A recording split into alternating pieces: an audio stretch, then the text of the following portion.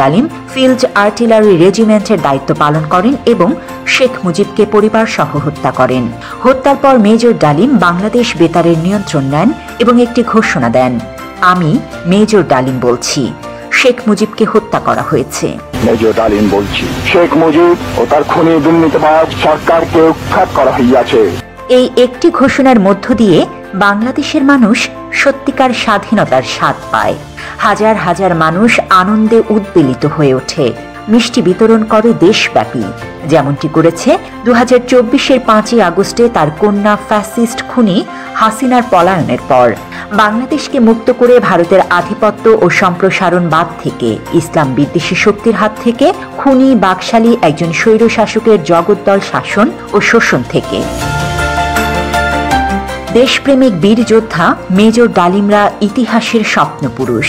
তারা ইতিহাসের সবচেয়ে বড় কুলাঙ্গারকে পরিবার সহ হত্যা করে বাংলাদেশকে জঞ্জালমুক্ত করেছিলেন।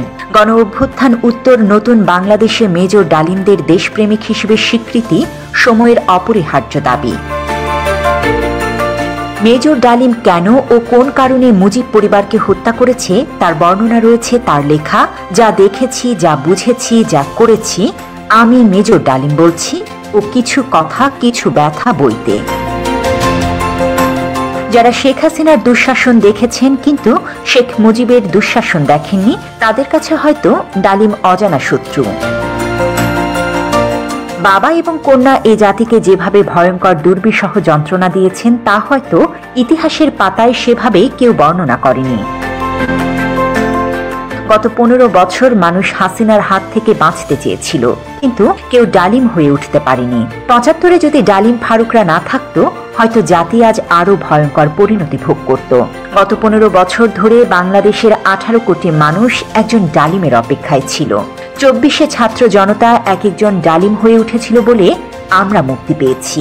বাংলাদেশের সেই সাহসী বীর আজ আমাদের সামনে।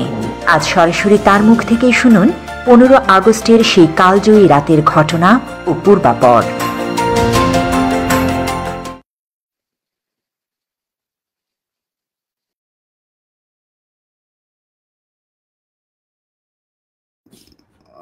জি, প্রিয় দর্শক, আমরা বিদায় নিচ্ছি। সবাই ভালো থাকবেন। আপনাদের অসংখ্য ধন্যবাদ। যে আমার মনে হয় ইউটিউবের যে রেকর্ড ছিল সেই রেকর্ডটা আমরা আজকে ব্রেক করেছি। এর আগেরটা বোধহয় 6 লাখ কত অথবা 7,50,000 এরকম, আমরা আজকে সেটা ব্রেক করেছি। অর্থাৎ পৃথিবীর ইতিহাসে ইউটিউবের সর্বোচ্চ সংখ্যক মানুষ আজকে মেজর ডালিমের এই লাইভটি দেখেছেন। বাংলাদেশের মানুষ কতটা ভালোবাসেন মেজর ডালিমদেরকে সেটা আজকে প্রমাণিত হয়েছে।